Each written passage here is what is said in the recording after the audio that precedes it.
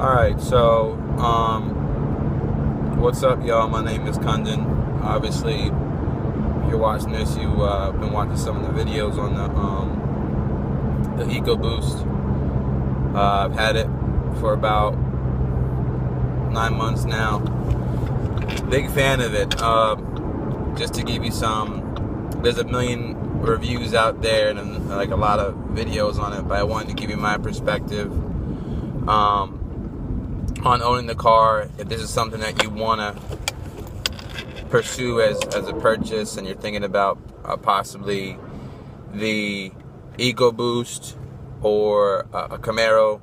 They have a 4-cylinder turbo now too, the new one, or even just a Challenger V6, and you're in the market for something that you want the look of a muscle car, but because of your lifestyle with daily driving to work and fuel economy and car insurance and paying those bills, you can't really do the V8, even though they're phenomenal machines. But your lifestyle fits better with looking the part but not playing it, if you will. And these cars, by no sense of the imagination, are slow, but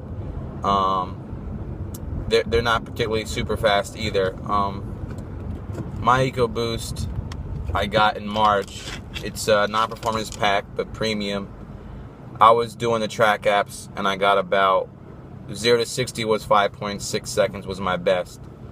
I haven't taken it to the track yet to run the quarter mile, but at the same time, this car isn't really a quarter mile car. It's a sporty daily driver, but I might take it once to see what's up. But the one thing I did do was change the exhaust on this car. I figured that I'd missed the V8 sound because I've had 2 Mustangs before, and I didn't realize that the EcoBoost did really not sound that good at all, stock. So people are coming out with aftermarket stuff, and it's just hard to replicate that nice Mustang sound with the 4-cylinder. It's just not going to happen. So you kind of have to realize that you're not buying a V8, you're buying a turbo, which is cool in and of itself. Turbos are really kind of, from what I've been reading and reviewing, are like the wave of the future for engines. Less weight, more power, more efficient. So it's cool that Ford jumped into this world. That being said, I looked at some of the exhaust options, didn't like them. Went in the forums, Mustang G6. Got a lot of feedback from a lot of people, and I decided to just do a muffler delete instead. I have a video on that. The muffler delete did good. I mean, I only paid $2.25, and it sounds sufficient for me. I kept the stock resonator on because I do highway driving. I don't want to have any kind of resonance in this interior. I've done that with Mustangs before, and it was just annoying when I have either a friend in the car or just anybody, and you're just trying to talk over the interior resonance, and then you're fighting the car and trying to talk, and maybe your song's on, you always gotta put up the blast. So I kept the resonator on because I do highway driving as well. So kept that on. Then I wanted to do just 1 or 2 more subtle things. So there's so many aftermarket things for the Mustang, especially the S550, with websites that I go frequent, like AmericanMuscle.com or CJ Pony Parts, who has a great YouTube channel. If you're looking at or own this car, to check out how-to videos. But I looked at air intakes as well, and I ended up getting a JLT cold air intake. I have to show a video on that. I removed the blow-off valve, so it has a little cool like blow-off sound, which some people love it, some people hate it. I like it, so I think it's neat. If I don't like it, I can always put the tube back on. And that's what I did performance-wise. I just did the muffler delete and the JLT cold air intake. I color matched it with the deep impact blue. It looks pretty cool. So I thought that was neat. And then the only other thing I did was, there's so many different wheels out there that I was waiting for more to come out. I just kind of plastic dipped the 18 stock. Plastic dipped them first gray and then had gold calipers. Then I got tired of it, so then I changed it to black plastic dip with lime green calipers. So It looks cool. I'll send some videos out of that, of how that looked before and after. My plan for the car is more visual. I just love the way the new Mustang looks.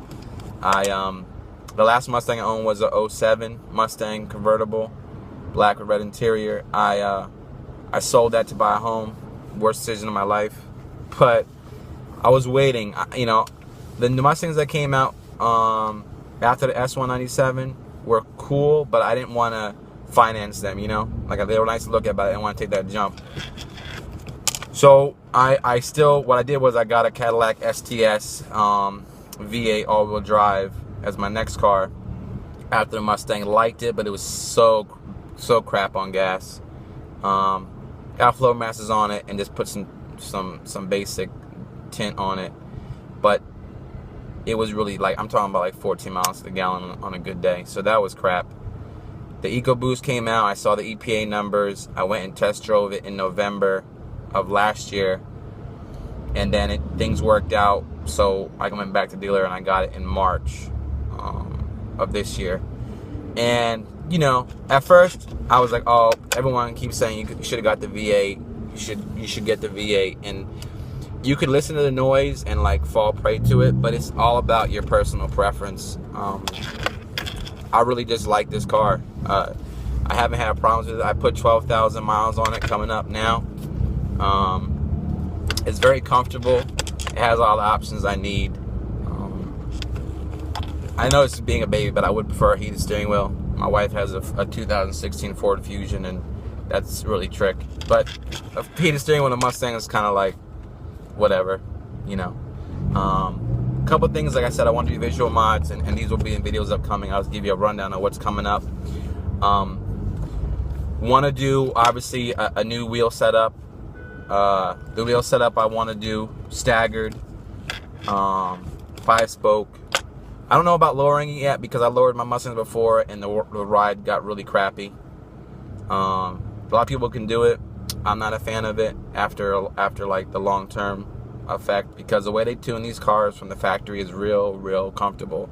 Because I have a car seat in the back, so like, you know, my daughter's in here, my wife's in here, friends, and sometimes you want people to be comfortable too. So, and the curb, I always used to hit the curb, which would annoy me. So, still on the fence about changing the suspension, but like I said, I'm all about the look, so I don't really care about performance because it's an EcoBoost.